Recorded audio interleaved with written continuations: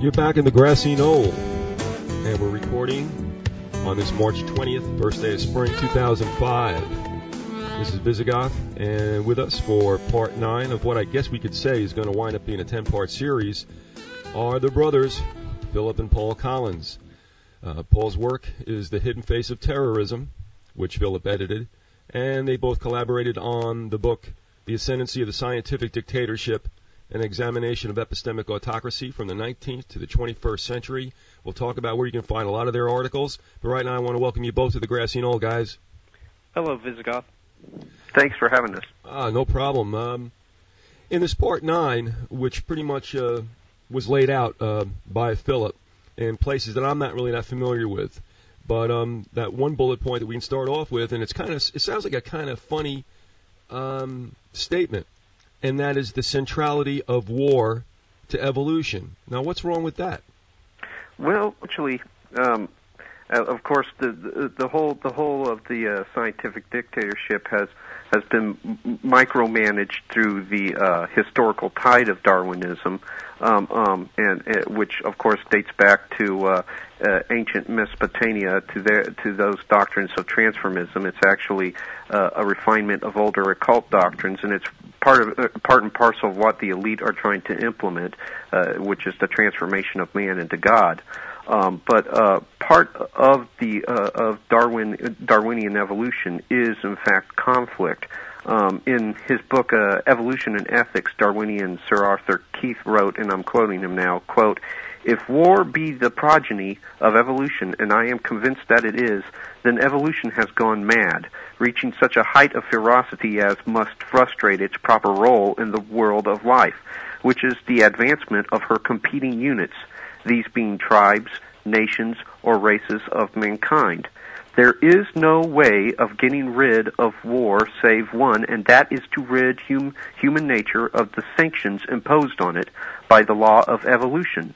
Can man render the law of evolution null and void? I have discovered no way that this is at once possible and practicable," unquote.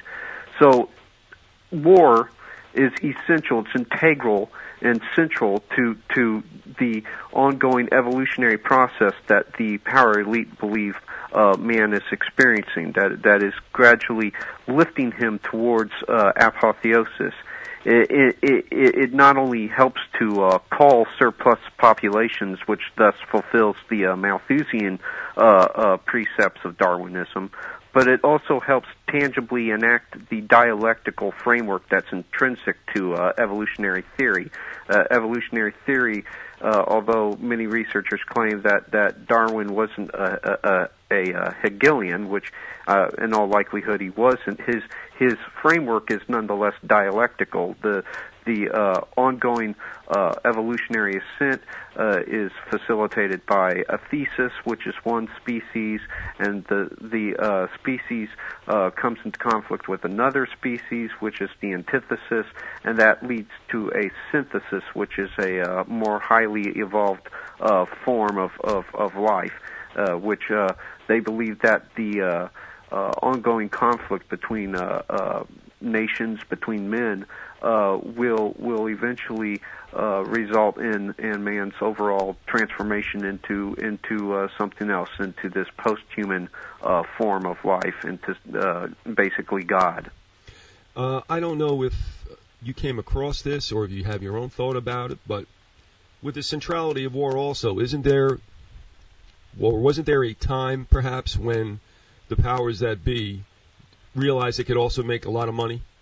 Oh, sure, certainly. I mean, the military-industrial complex certainly has a great deal to gain in terms of profit with war. I mean, the Vietnam War generated just millions and millions of dollars in profit from sending our boys overseas and conducting really what was a fruitless war that did not result in the abatement of communism, but instead more or less the furtherance of communist objectives, and also helped maintain a very politically expedient dialectic between the East and the West. If I may add in also at this juncture, I think it's important to recognize the fact that the Rothschilds kind of set the precedent with this whole idea of funding both sides and thus maximizing profit.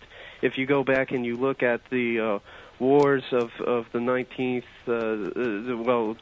just as long as the Rothschild dynasty has been around in Europe, you'll see that both sides were historically funded by the Rothschilds, and this helped them to maximize profit and also to hold these different nations in their debt, and in return for the funding that these countries would receive, the Rothschilds would receive some kind of monopoly as collateral, usually a monopoly over the banking system, and they really laid out the script for this whole idea, and the concept has not been lost on the elites of modernity. They've certainly picked up on what the Rothschilds began and have carried the ball, so to speak. Well, I guess in the modern period of Europe, there were wars for territory, I guess, and expansion of the realm.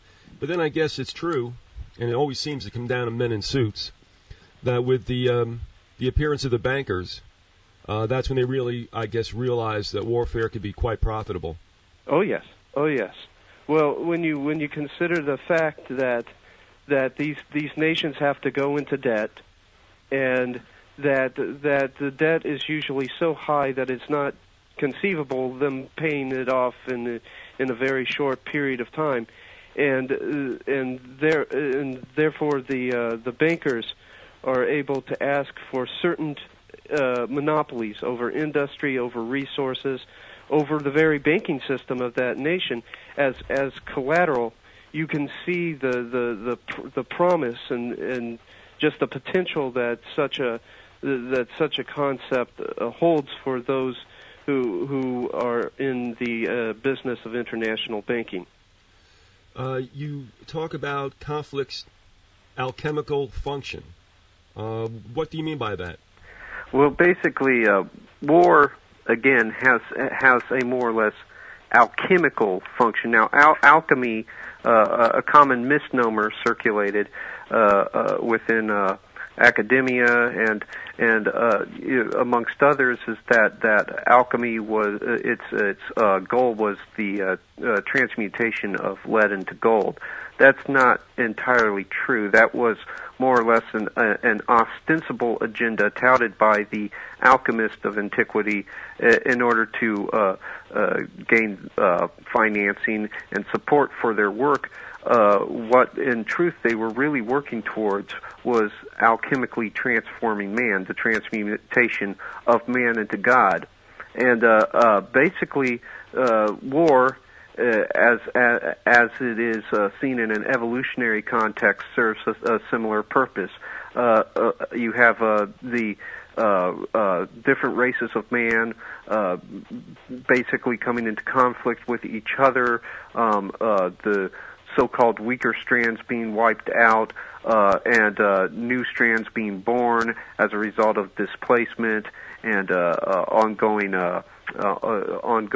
displacement of certain populations, and eventually, what the long-term vision for this is that eventually the wars between men will facilitate evolution to such a point that we'll finally make a punctuated leap into being something else, into evolving into our post-human godlike existence. If there is a goal, if there's something ultimate that's being aimed for, where do you think we are as far as that timeline? I mean, is something almost complete? Well, it's certainly, Paul and I have been discussing this a lot, and it certainly seems like right now we are on the brink of something enormous. It's difficult to say. The elites plans, of course, being a conspiracy of men, and men being fallible, seldom ever do their plans really, go completely and totally according to their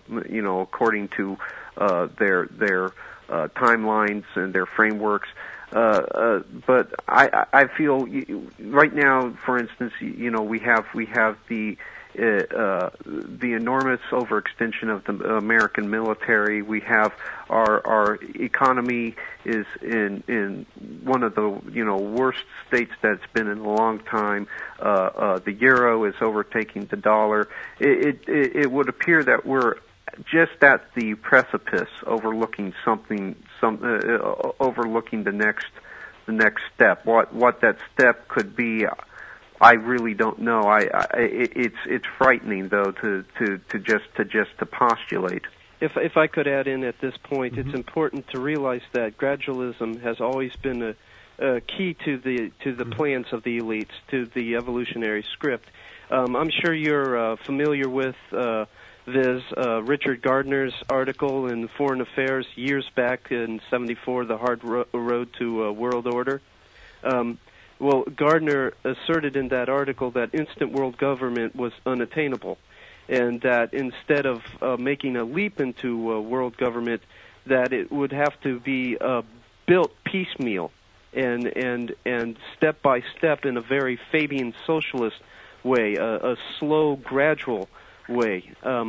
However, if you look what we've seen as mankind has entered the 21st century, is that this gradualism has almost all but been abandoned, and that the gradual step-by-step approach has turned into a mad dash on the part of the elites. They're no longer patient, and I believe that this is for a number of reasons. I believe that the collapse of the global financial system may be a reason, in that they're trying to outrace this. America today faces a debt of $38 trillion, a debt pyramid, and over $100 trillion in highly leveraged derivatives.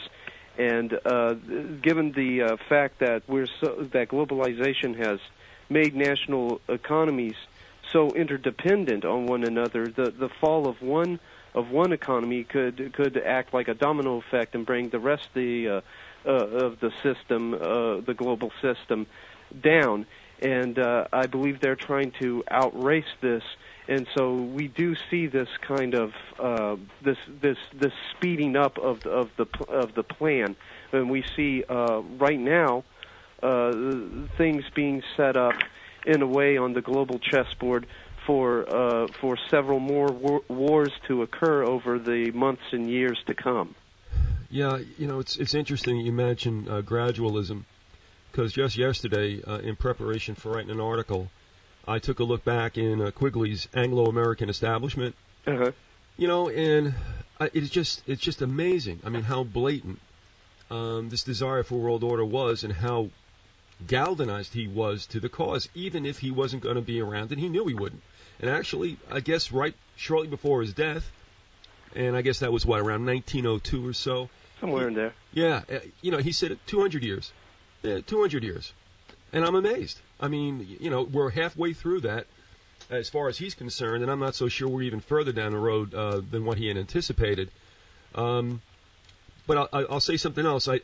You might have mentioned Gardner's article to me in Foreign Affairs. That's 1974. Do we remember a month or anything like that, or? Gosh, I'm lost for a month. I'm just shooting from the hip here. The article is called "The Hard Road to World Order," and if you go to their website, you should be able to pick it up there. But it was a Foreign Affairs article published in one of the months of the year 1974. It is a very important article when looking into the strategy employed by the elite, because basically Gardner makes it clear that the idea of jumping right into world government is not feasible, and therefore we're going to have to follow this kind of Fabian-styled slow, gradual move where national sovereignty is eroded piecemeal.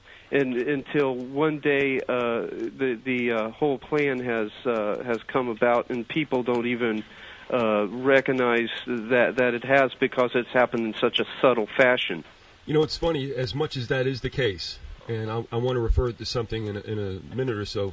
In 1962, in Look magazine, it was the January 16th, 18th, one of those, that around that date, that issue. And in it, there were a number of luminaries and politicians and such that all gave their projection of what they thought things would be like, and I guess that would then be, 1987. Mm-hmm. And one of the most glaring quotes was from former Israeli Prime Minister, Ben-Gurion? Yeah. Yeah, I know exactly the quote that you're referring to. And how. Yeah, I mean, he was not projecting anything out of his own imagination or foresight. He knew exactly what was going to happen. And not only he, but also in that article, there's a comment from Claire Booth Luce. And I mean, what she says, I don't know if you ever came across that quote, but that was about as icy as it could get about what they might have to do going back to this population reduction. You know, things don't change. So you're right. Of course you're right. I mean, this gradualism occurring right now.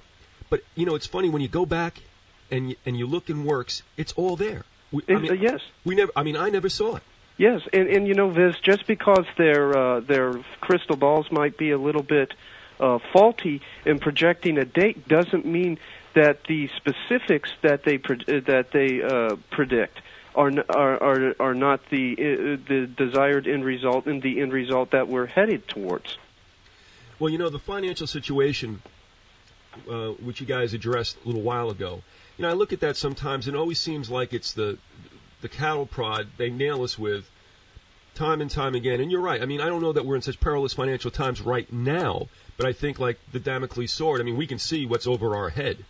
And I don't know about you, and let me ask your opinions. Don't you think that's a card that they could almost play any time they wanted to crash economies? Absolutely, because when you consider the fact that that we have this managed economic system where the currency can be inflated to astronomical levels, and then you can just put on the brakes really fast, sharply decrease the amount of currency in circulation, and cause at best a recession and at worst a depression.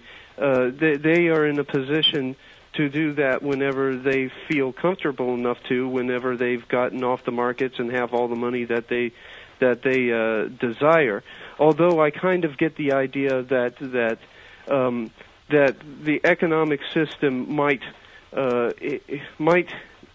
have its own correction, irrespective of their control over the whole thing.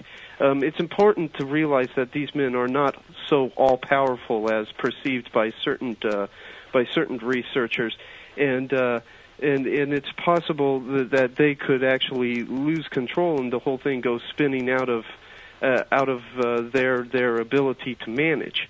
And so there's a question of whether they can survive this thing as much as the common person could. With what you're regarding your statements about war, you mentioned a number of them, and I guess I'm thinking of the all-timer yet to come.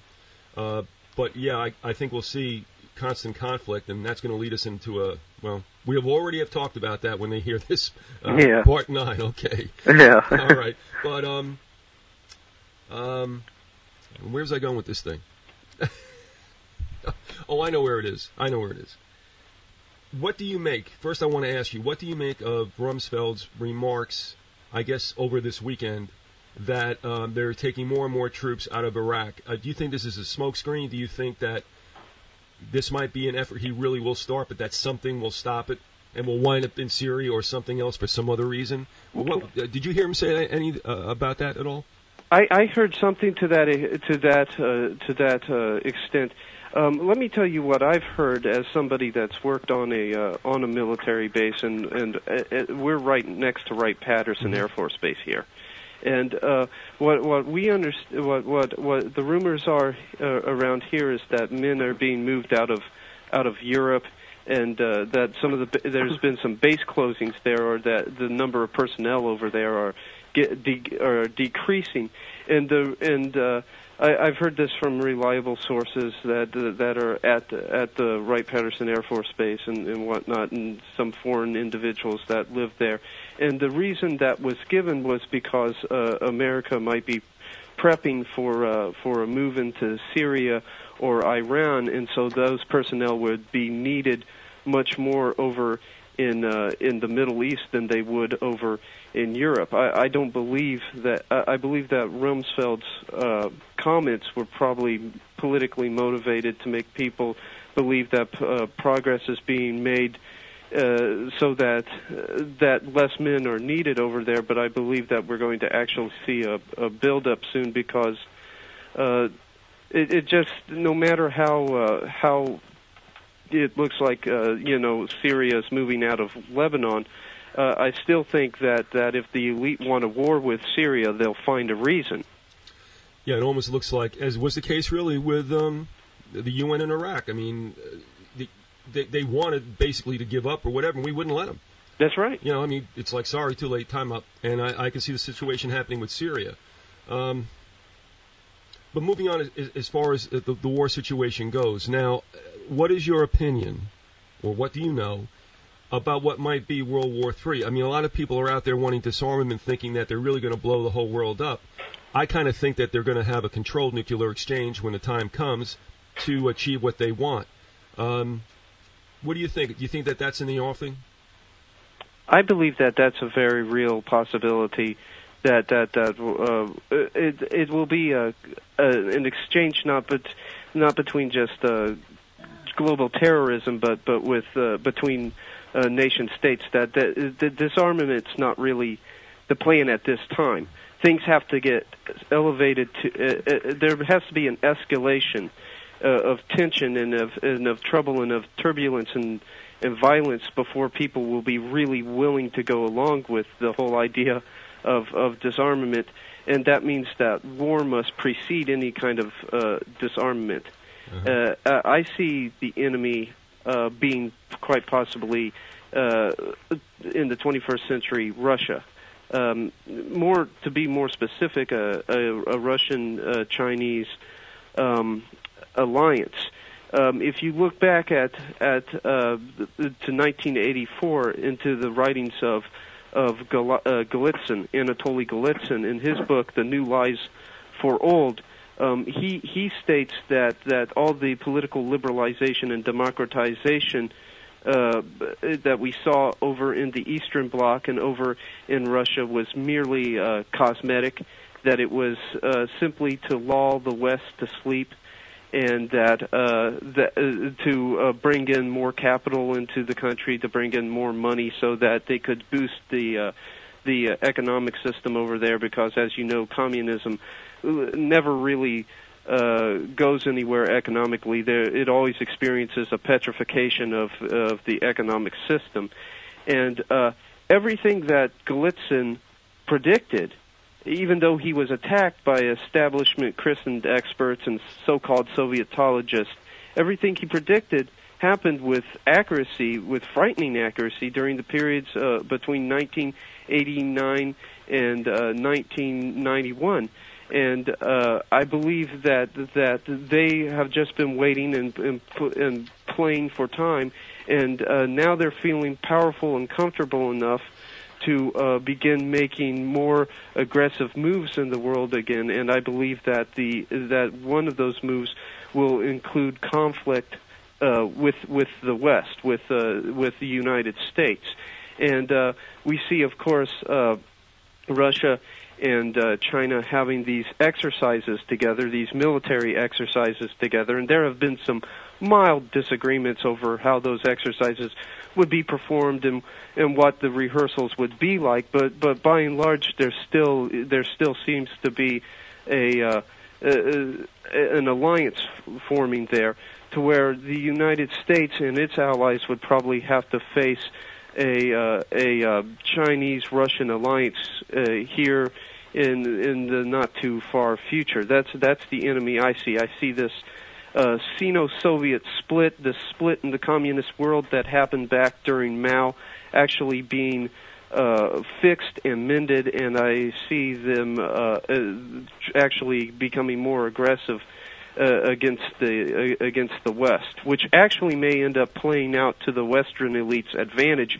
because the Western elites have always used the specter of communism as a way of galvanizing the people behind them, and they always have offered up their own bizarre form of socialism, of a socialist world government, as a kind of bulwark against a communist encroachment. And that takes us to another point, again around this idea of the centrality of war to evolution, and that is a report from Iron Mountain that you wanted to touch upon. And my prefatory question would be, do either of you have any problem with the authenticity of this report?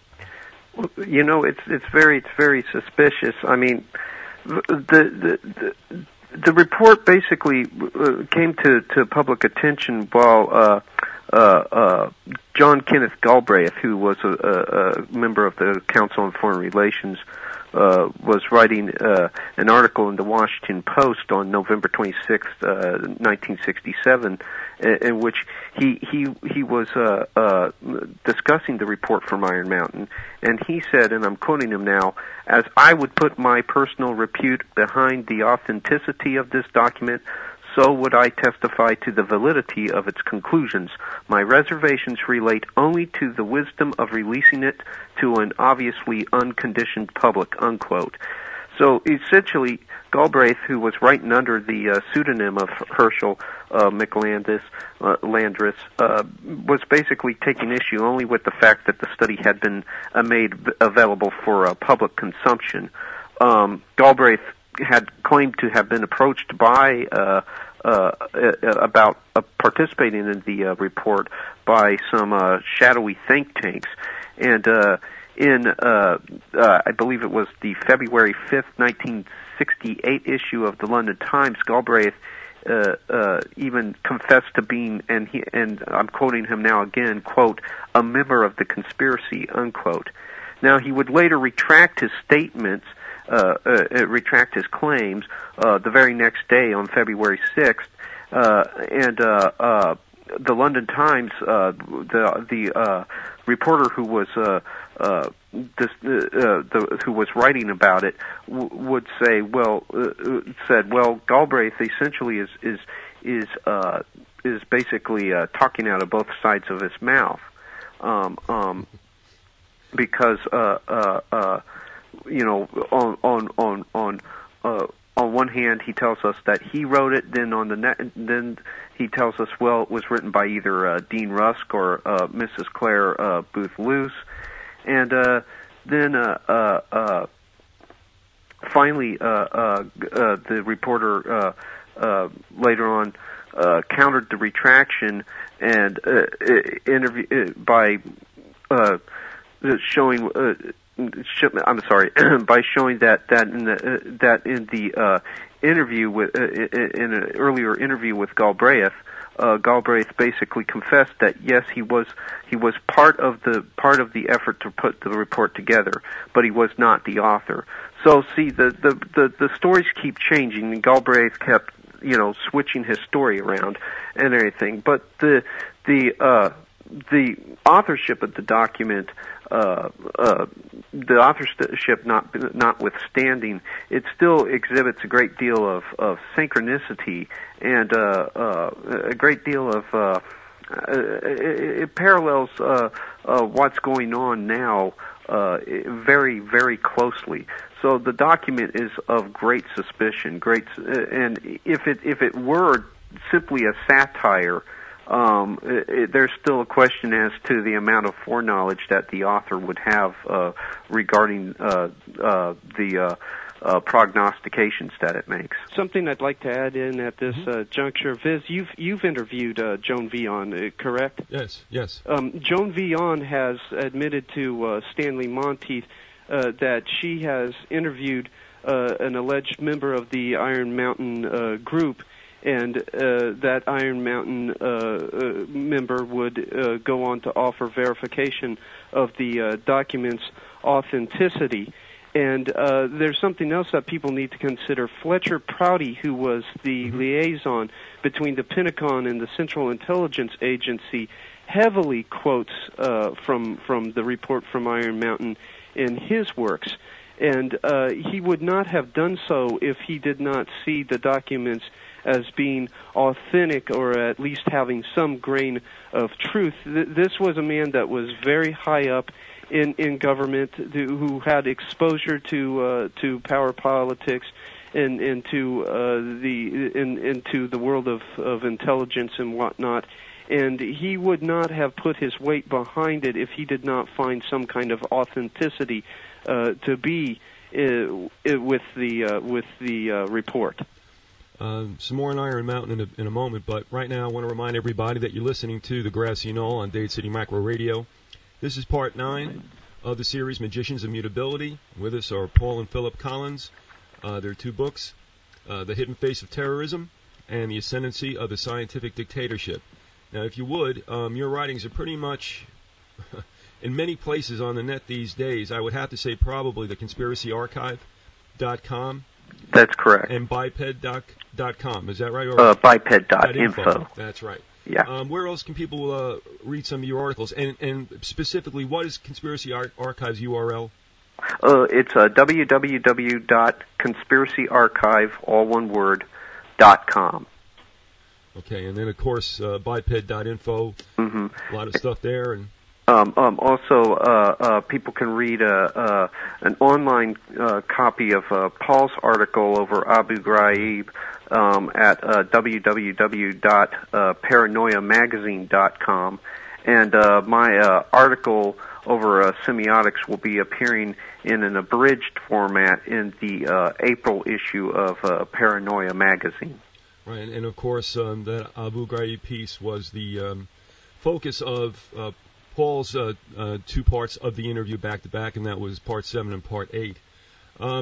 Getting back to Iron Mountain, this kind of reminds me a bit of the protocols of the Elders of Zion. Yeah. It's like, okay, now they attribute everything to the Jews and that, but I look at that document, and if you just take that name out, it's exactly what's happening today. So, regardless, even if it has a murky beginning or authenticity, actually the information is pretty accurate, isn't it? That's correct. With the protocols, the interesting thing to notice, William Guy Carr, who was involved in Canadian intelligence and whatnot, and wrote the book Pawns in the Game, he recognized the way that things in the protocols, the certain strategies and that had been employed and whatnot, had actually come to pass in the real world. And his belief, what he came to believe, was that it wasn't so much a hoax as it was a forgery, and that whatever group this was that had put together the protocols, they had simply replaced their name with the name of Jew, so that the Jews would become the target if exposure and persecution were to follow.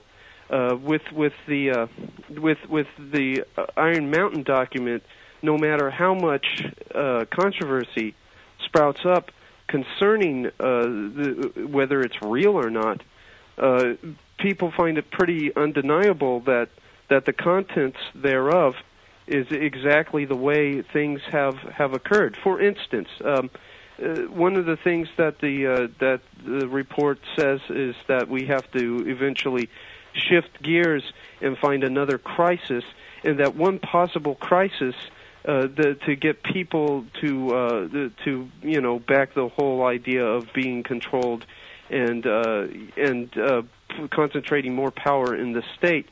One of the new ideas for doing this would be an environmental meltdown, an environmental crisis. Well, today we just see environmental groups galore, and you can't hardly turn on any mainstream media outlet and not hear about the ozone layer or the global greenhouse warming, effect. Yeah. Yes, global warming, and all. Some even older ideas are now coming back in vogue. I hear about the polar ice caps again, and I haven't heard about the polar ice caps since I was single-digit age, and they're now being spoke about again, and the possibility of them melting and covering the third of the world in water, and drowning out most of the population. So whether or not people believe that these are real, or they're a hoax, or they're a satire, you cannot question the fact that things have gone almost exactly according to the blueprints that are laid out in that report. Just think of the things that we've been talking about, too, finances, warfare, the environment. I mean, really, you can understand, I guess, one of the goals is to get people just so, I guess, confused and upset that they just shut down. And, of course, then they're much easier to deal with, aren't they? Oh, yes. Oh, yes. The thing about it's important to recognize the fact that shock and trauma and just fear causes the human being to be reduced if it's heaped upon us in large quantities. It causes us to be reduced back to a childlike state, where we actually go seeking an artificial womb to replace the womb that we were in, while we were the first 9 months, before we were actually born. These traumatizing events and these shocking, horrific doomsday scenarios scare people and make them like clay that can be turned and tossed about, psychologically speaking, and remolded in a way that suits the controllers, so that suits the elites. And that's probably one of the most important aspects, as far as I'm concerned, when looking at elite criminality and looking at conspiratorial history, is this idea of social engineering, the idea of changing people's social values by different subtle psychological means. And it's like you said, when people are hearing about the ozone layer breaking down and skin cancer rising, astronomically, and hear about the planet warming up and the possibility that this warming is what caused the tsunami and over in the Asian countries. It has a tendency to frighten them into a state where they will trade off their freedom for security, and they'll basically seek out another daddy, another father. And in this case, the father that they are offered by the elite is the state. Well, one of the objectives being accomplished by gradualism, if you will, I can see in the education system and how that's being morphed to probably, I understand that there's always a reason and a real reason, but you have a lot of latchkey kids, I understand that, and the school's extended its day so that they can watch over them. But what I'm seeing also at the end of this road is a usurpation of parental rights by the education system tied into the state. That's correct. And I mean state with a capital S. That's right. That's correct. That's the whole reason for the extension of the day, like you were saying. A matter of fact, I remember that by the tail end of my education, I remember that the day ended around 12 to 1 noon, but by the end of my days in public education, I wasn't getting out of school until around 3 o'clock in the afternoon. And it's questionable whether or not any kind of real meaningful bond can be formed between parents and their children when given this kind of environment. And that's a bad thing when you consider the fact that the family is the one that cultivates individuality in the person. It's not the state. The state cannot cultivate individuality. The state can only cultivate an idea of the collective. Well, that's a really excellent point, because one of the things I see in education, and if I had to nail one thing, I would say that the education system is about the death of the individual, which was central to a constitutional republic, which begot us a Bill of Rights for the individual. That's got to come to an end in order to bring about this collectivism and relying on mommy state. That's correct. Right. One other thing, if we could, real quick also, and I don't know we can dispense with this topic too quickly, but I want to get into also what we see as rampant SSRI consumption by Americans, starting off as early, sometimes I've been here in second grade, these kids are on mood elevators and such. Now, this is also part of the whole idea of the scientific dictatorship, and it does hearken somewhat Aldous Huxley, but you've witnessed this as well. Do you agree that what we've got in our hands right now also is an epidemic of a deliberate making? I agree with that statement. I find that it's a deliberate narcotization of these children through different social programs. And if you look in some of these programs, the only way you're going to receive funding for the children and receive the money for your child is if you accept the idea of placing them on one of these mood elevating drugs or something that supposedly causes them to be able to have longer attention spans. It's also interesting because the state will criminalize certain psychotropic drugs and narcotics, and basically criminalize their usage, so much so that you have just regular everyday addicts, people who have a problem with addictions thrown behind bars, which I fail to see how that corrects the problem that they have, because it certainly doesn't help them with their addictions. In fact, probably behind bars they'll develop a few more. But meanwhile, they'll encourage the use of psychotropic drugs in other venues and in other ways. For instance, in schools, they encourage the use of Zoloft. I know of school counselors that actually prescribe Zoloft for their students. You also see its use encouraged in medicine. And I mean, the whole drug-based medical science establishment, as we're starting to see, has basically proven to be an absolute failure.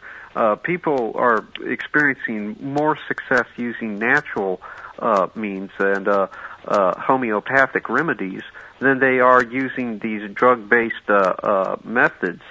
And I believe that part and parcel of this, is an occult agenda, because, for instance, you take the word from which we derive pharmaceutical from, pharmakia, in the original Hebrew, that meant sorcery. And again, it harkens back to this alchemical transformation of man. Aldous Huxley, whose book, The Doors of Perception, acted as one of the official Bibles for the drug culture that blossomed during the 60s. He was a member of a organization, a cult called the Children of the Sun, which was peopled largely by the progeny of Round Table members. And he was also basically the protege of Aleister Crowley, who, of course, his occult ties and connections are just voluminous. And in every case, you see drugs coming to the fore in these occult practices. In fact, in Aleister Crowley's book, The Diary of a Drug Fiend, which was a fictionalized account of his experimentation with narcotics and LSD, he basically said, well, through the use of drugs, we achieved a new plane of enlightenment, and he refers to it as, and I quote now, the evolution, as a higher plane of evolution. So again, you see the centrality of not only war but of narcotics to this whole evolutionary script, to the whole doctrine of transformism to which the elite adhere. Also, I was in an interview with Dr. William Deagle, who talked about what the elite might be looking toward as far as a futuristic human being. Also, Andrea Soros and I have been in conversation. She was on the show. And what it revolved around is really, don't the elites want a minimum amount of human beings, or even hybrids perhaps, like cyborgs, and a type of human being that wouldn't need as much maintenance, less nutrition, less sleep? Do you see that at all in Huxley's works or others? Well, it's interesting because Julian Huxley, Aldous' brother, wrote prolifically on eugenics and on UNESCO's role in promulgating eugenics, and on, of course, this vague chimerical number of ideally manageable people.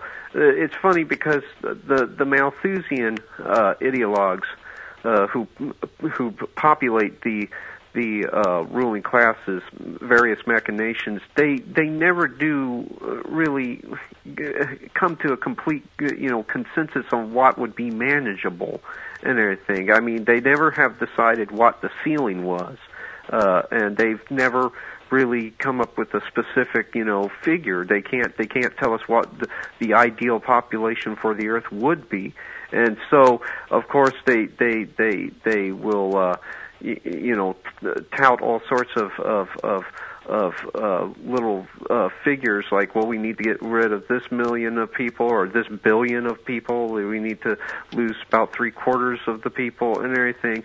But I mean, it's never been accurate, never been concise, never been printed in concrete. Which basically to me suggests that they're really shooting in the dark.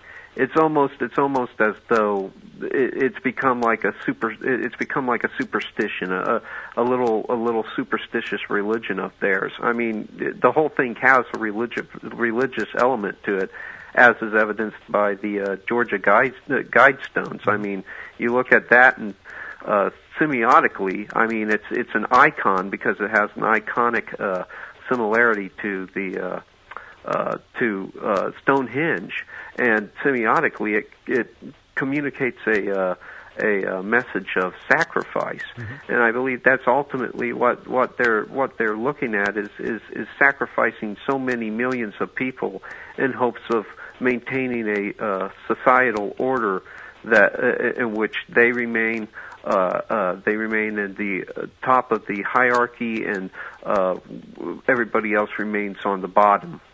I think it would be important also to add at this point.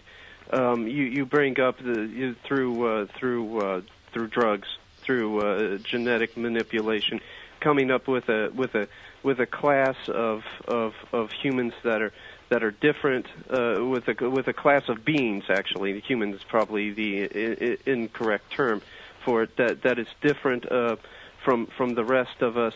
The transhumanists have this term that they tout known as the gen-rich class, which is a class of people that, through all these different forms of technological augmentation, have become different, have moved beyond being human and into this post-human stage. And their writings concerning this gen-rich class suggest a class that is privileged, that is the elite, and then the rest of us that have no such augmentation, that are just everyday common human beings, will be considered lessers. The best way to look at it, I think, would be to go back to H.G. Wells with his writings, his book, The Time Machine, with the Eloi and the I believe they were called Morlocks, right. and one race was predatory and was basically feeding off of the other race. This is the situation that we would get under the transhumanist vision, and this is the what we're precisely moving towards at this very point in time. Something I'd like to also point out about those Georgia Guidestones, Michael Corbin, my good friend that does the radio show A Closer Look, has spoke to me numerous times about it, and he has a saying that he falls back on whenever he's speaking about those Guidestones. He's like, you look at the number that they have, which I can't recall offhand what's the number in terms of population that they find acceptable written on these Guidestones. And he says, and Michael says, now you do the math and all. Take the number that they have there as a reasonable number, subtract it from the current population, and you will find that more than half of humanity is gone, is exterminated, eliminated, done away with somehow. They're rather, in a very sinister way, they're vague on how they're going to get rid of all these people, which leaves you to only guess. So what we have is this small, manageable population that's small enough to where uprisings or dissent could never become a real factor, and then with the drugs being applied into people, we have a group that is manageable and has docility injected into its ranks, so that a person that's been successfully narcotized can't really put forward any kind of meaningful activism on the grassroots level at all. I mean, you look at the '60s counterculture movement, which was supposed to be against the establishment, and it actually ended up ultimately helping the establishment and helping them concentrate power. And I see the reason behind that in part because of the heavy use of drugs, in particular LSD, which was disseminated amongst the counterculture through the Central Intelligence Agency. I see the same kind of situations shaping up here. A privileged class made so by nanotechnology, by different forms of technological augmentation, and then the rest of us who are kept dumbed down, numbed through drugs, through entertainment, through culture, and who have been basically picked off until we're barely at any kind of level where dissent or protest would be meaningful. Well, again. And I look at mainstream media as being key to this. I think it's an instrumental tool that the elites needed, and that is, you get brainwashed so subtly. I'm even like looking now at like the morning shows before the Today Show. Everybody has their own local network who does their little yada yada, from 5 to whatever 7.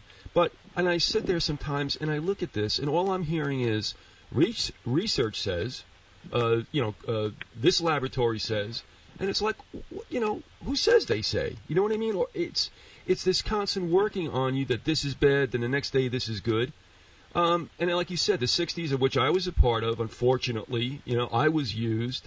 And you come to find out that the Jesuitical dictum, often also found in 1984, it's true. Black is white, white is black. War is peace, peace is war. If they tell you there's the agenda, you can pretty much bet they want the opposite. That's right, and it's very interesting too that they tout the whole thing in euphemisms and in altruistic maxims, right. But I mean, really, once you begin to peel away the euphemisms, and once you begin to peel away these little slogans. There's no way that this agenda could be confused or concealed, by any sort of benevolent little lovey-dovey talk.